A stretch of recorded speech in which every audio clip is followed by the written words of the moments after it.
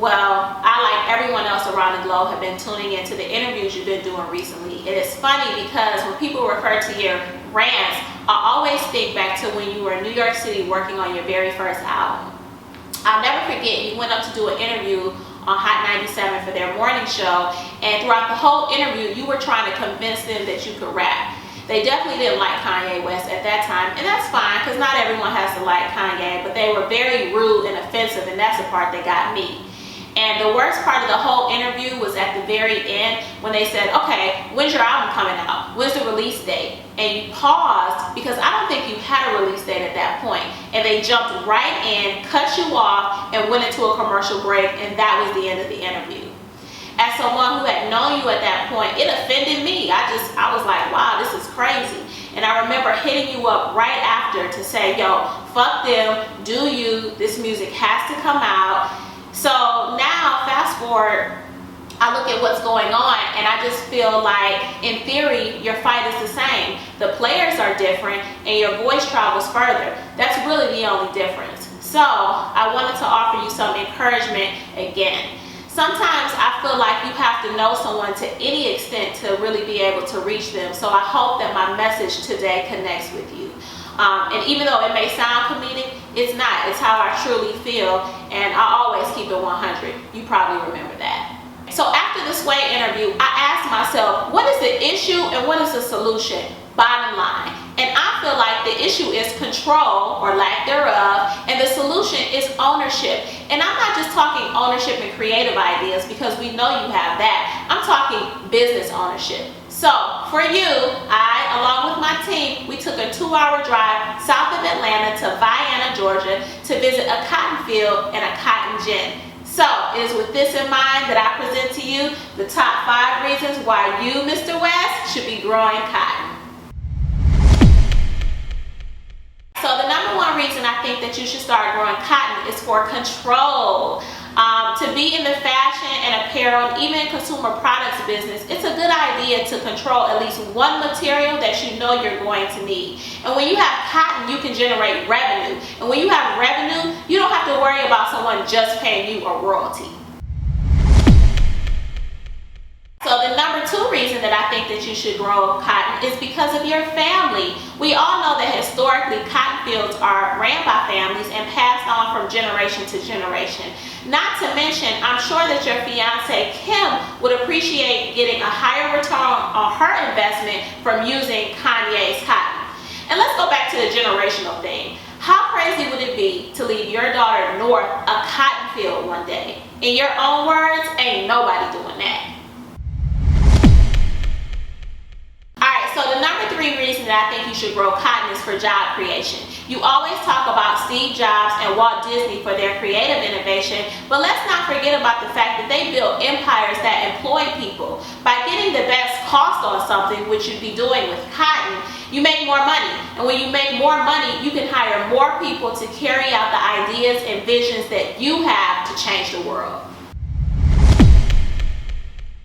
The 4th reason that I think you should grow cotton is because it's a commodity. It can be bought and sold in its entirety. When the cotton is separated from the seed itself, you can sell the seeds. Cotton is used in everything, not just the textile industry, but it's used in products, it's used in money. Cottonseed oil is used in milk. Potato chips are fried in cottonseed oil. This is really a win-win.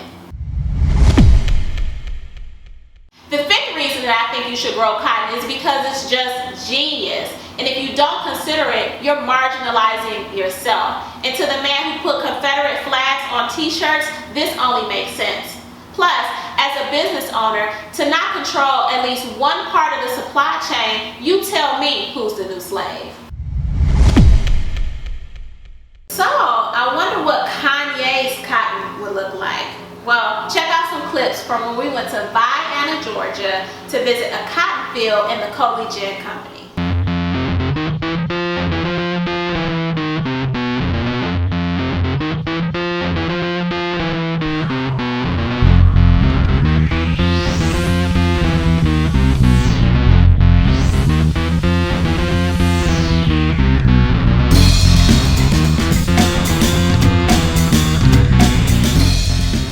we've been here since 1945. Are you thinking like generation to generation you want to keep this going?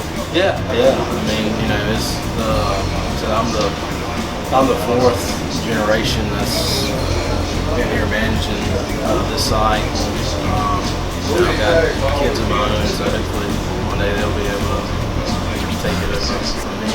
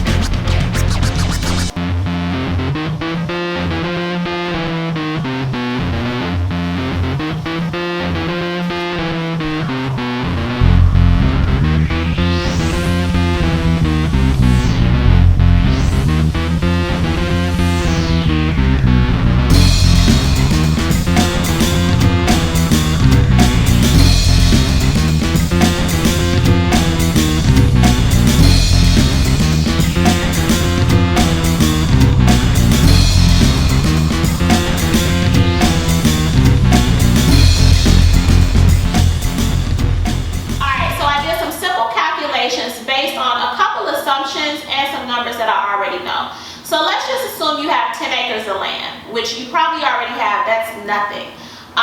So 10 acres of land will yield 20 bales of cotton. One bale of cotton is equivalent to 480 pounds of cotton. So if we take 20 and multiply that by 480, we have 9,600 pounds of cotton. Now, after your cotton is grown, you need to get it ginned. And that is when they actually remove the cotton seed from the fibers. That on average will cost you 9 cents per pound. So 9 cents times 9,600 pounds gives you a cost of $864. Now, let's go back. We have 9,600 pounds of cotton, which that will yield approximately 16,000 shirts. So if you sell 16,000 shirts at $20, that gives you $320,000.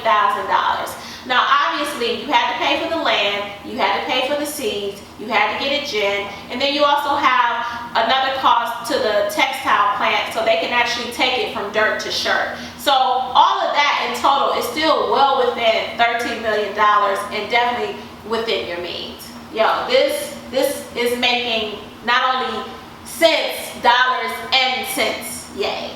I would love to know what you think about all of this. And I actually have the same number, so you can hit me up, so I'll look forward to that.